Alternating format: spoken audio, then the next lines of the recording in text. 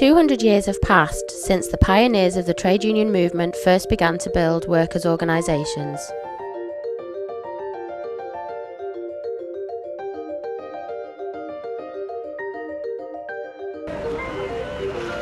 Yet today, the trade union rights these early heroes fought for are far from universally enjoyed.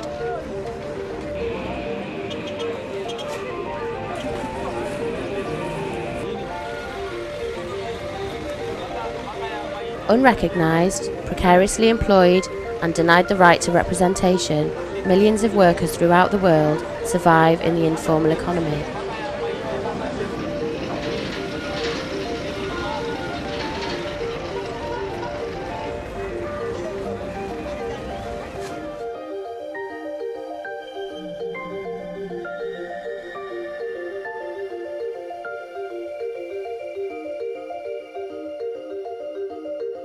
The term informal economy means any economic activity which is unregulated or off the books.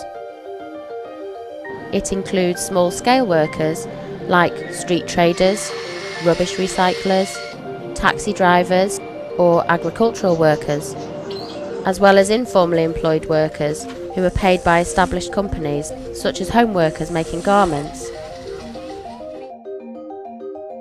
In industrialised countries, informally employed workers make up around 15% of the workforce.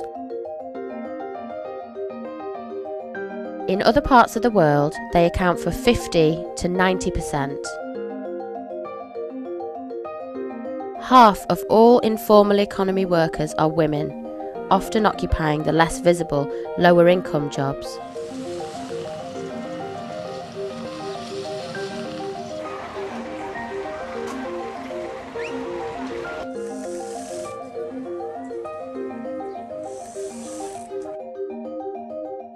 Until quite recently, many trade unionists thought that the informal economy was either a side issue or a temporary problem that would disappear as industrialisation spread throughout the world, bringing with it secure and waged employment.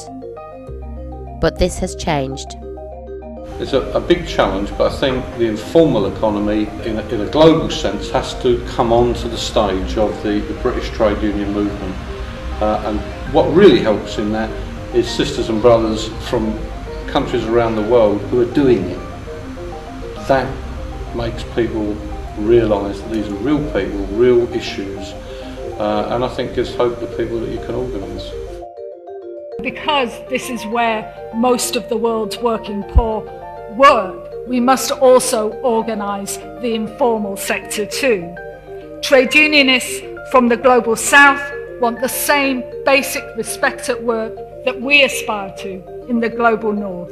A decent wage, a decent working environment, a decent working week, as well as skills, equal pay and education. The informal economy is growing. As public expenditure has been cut, labour-intensive state enterprises have been privatised and local industries have collapsed.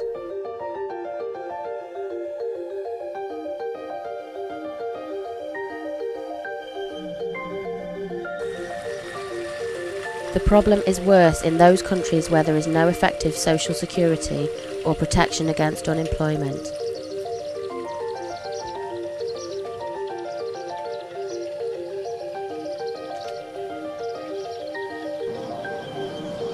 Informal work is sometimes presented as a flexible option for workers. But for most, entry into the informal economy is not by choice. Anyone without paid employment is forced to survive any way they can. It's there because people have no choice. You know, you have to work to the next meal, and if there's nobody subsidizing you, that's what you tell people in Europe. There's no social benefit. You have to work to the next meal, to the next day, so you do what you can do. That's surviving. That's in principle what is taking place. Because they do not have protection, rights or representation, informal economy workers remain trapped in poverty. They lack the 7 key economic securities which are defined by the International Labour Organization.